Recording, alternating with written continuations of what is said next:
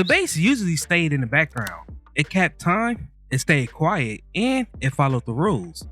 Then, this man showed up and everything changed. With star-shaped glasses, space-age costumes, and a bass that talked, sang, and slapped back, he didn't just play the funk, he became the funk. From James Brown's tightest grooves to the cosmic chaos of Parliament-Funkadelic, he turned the bass into a lead voice and rewrote the rules of popular music. This is the story of a man who put the bottom on the top. The centerpiece of today's video is all about Bootsy Collins. Now, if you guys love my videos and love supporting me, then I suggest you become a member of the channel where I will be releasing exclusive videos just for you all. Be sure to get that family tier so you won't miss out on these exclusive perks. If you guys would love to connect with me outside of YouTube, then I am officially announcing that I am on Discord. Here, you can provide me with feedback on my recent uploads, you could drop your suggestions for future videos, or if you just want to chat it up about videos or about music in general, or just about anything, we could do it here. We could do it together. I hope to see you there. Now, before we start, let's be sure to leave a like on the video, subscribe to the channel, and push that notification bell to be sure you won't miss out on any more content. Now, without further ado, let's cue that intro.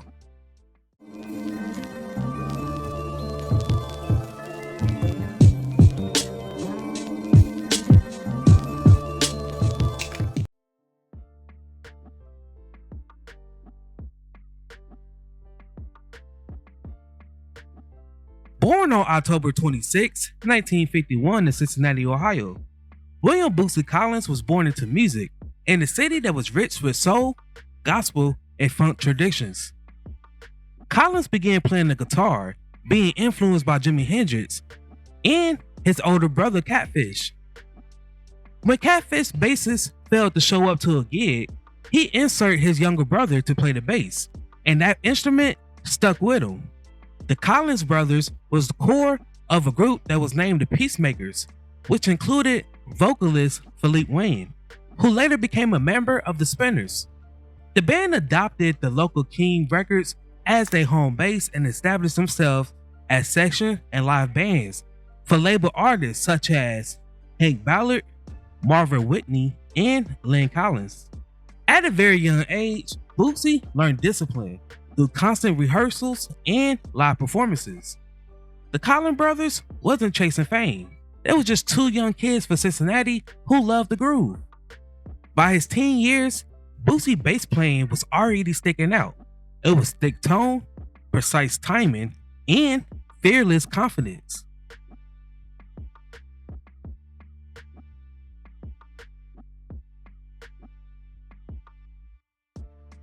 Bootsy's first big break came when James Brown recruited the teenage Collins brothers into his band.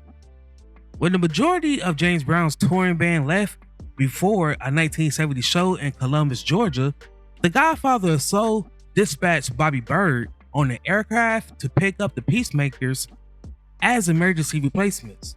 They was quickly assembled into the band that became known as the JBs. James Brown, he ran a musical boot camp. Mistakes that wasn't tolerated, and timing was everything. Under Brown's leadership, Bootsy learned how to lock in the groove.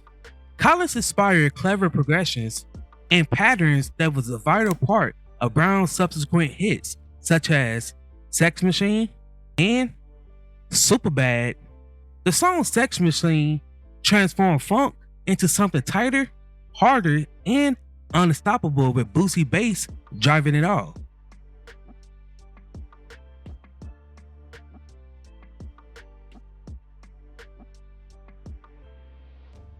As powerful as the James Brown experience was, it had its limits.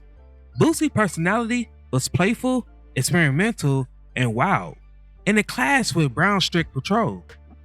The Collins brothers, they departed the JBs in 1971 and created a core group in Cincinnati under various names such as House Guests Rated X, and Bootsy Phelps and Gary, among others. They recorded a handful of songs over the next few years. Most of these players relocated to Detroit and joined George Clinton's Funkadelic in 1972.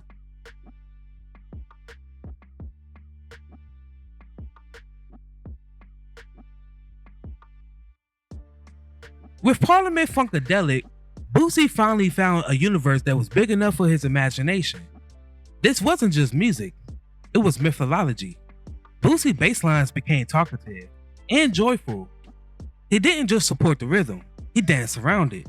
Characters like Casper, the funky ghost, emerged, and Bootsy became a visual icon as much as a musical one.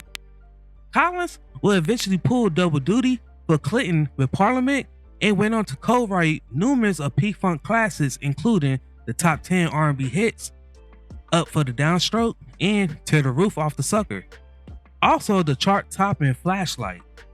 Bootsy changed how the bass functioned in popular music. Not only was he inspired by the likes of Larry Graham, but he also took what he learned from James Brown, which was the one, and he took that sound to P-Funk. James was a blessing for us because we were able to learn the basics of funk. When I first started, he told me, son, y'all the baddest band in the world, but you just can't play. You don't have the one. And I'm like, what the heck is the one, man? The one is the first beat of the measure. The key to funk for James Brown was to put the accent on the one, who would come to define his sound. He said, give me that one first.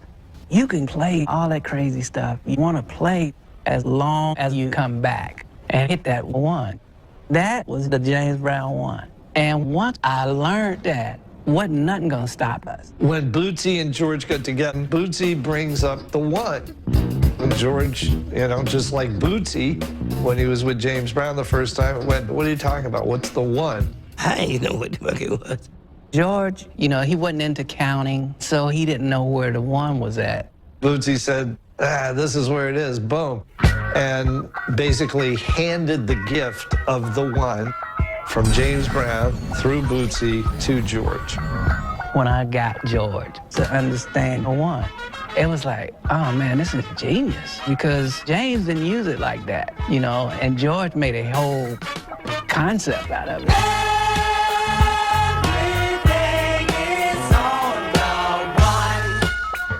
The concept of the one works not only in music, but in life.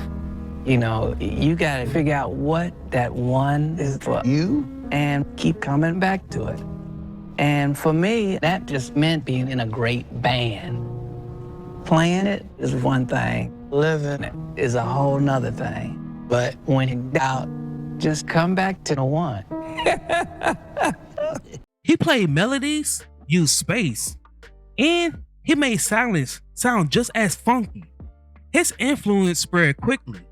Funk bands, rock musicians, and future hip-hop producers all took notice. After Bootsy, the bass was no longer invisible.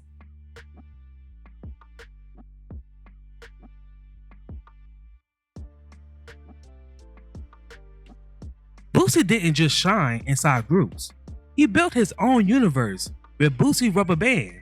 During his run with P-Funk, Collins formed Bootsy's Rubber Band. This was a spirit and symbol that emerged in 1976. With Fred Wesley, Maceo Parker, and Rick Gardner, also known as the Horny Horns, alongside his brother Catfish, Leslie Bailey, Gary Cooper, Robert Peanut Johnson, Frankie Cash, and Frederick Flintstone Allen was all the initial lineup. Collins featured his alter egos, Bookzilla and Casper, as part of a stage act. The band's debut album, Stretching Out, and Bootsy's Rubber Band, and their second release, The Name is Bootsy Baby. Both the second album and the third album, Bootsy Player of the Year, peaked at number 16 on the Billboard R&B albums charts and earned gold records from the RIAA. 9 of the band's singles reached the R&B charts before the end of the 70s. Notable songs from this era was Stretching Out, The Pinocchio Theory, Bootzilla, Jam Fan, Hollywood Squares, Wide Open. Now, when I think about this song, the first thing that comes to my mind, Hi, Miss Parker. Hi, boy. and I'd Rather Be With You. And again, when I think about this song, the first thing that comes to my mind,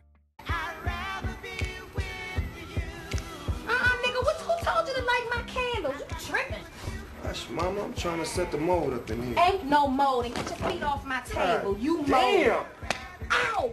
in the 80s, Collins recorded both with the Sweat Band and Bootsy Rubber Band under a new name, thanks to legal action taken by obscure Rubber Band and as a solo artist. He also did some special projects such as Bozo Goes to Washington.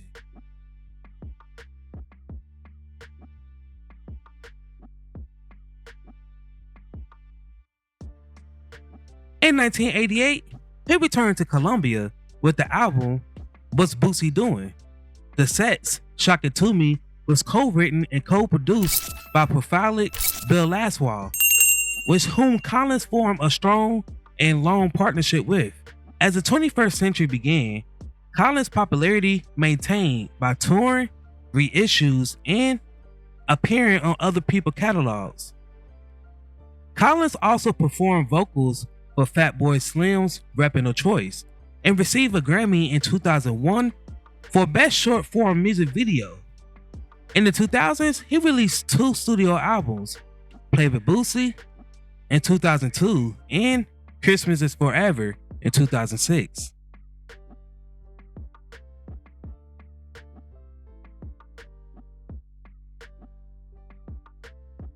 Bootsy Collins' influence on hip-hop runs deep, even though his roots are firmly planted in funk.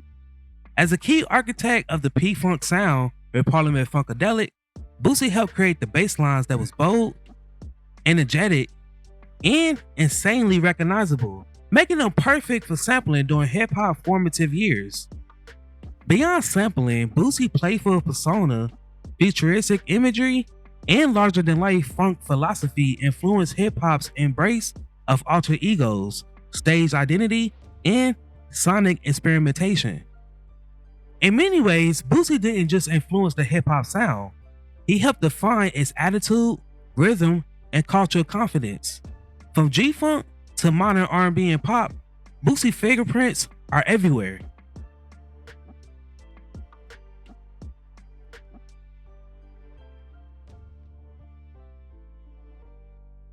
In 1997, Collins was inducted into the Rock and Roll Hall of Fame as a member of Parliament-Funkadelic. As a Parliament-Funkadelic alumni, Collins was given a Lifetime Achievement Award by the Recording Academy in 2019. Bootsy Collins didn't just influence musicians, he influenced how music feels, which was joy, confidence, and freedom. Those things don't age. Bootsy Collins turned the bass into a star. He proved that rhythm could lead, and that funk could be playful, and that music could be fearless. Now, before we go, I have a question for you all. What is your favorite song by Bootsy Collins?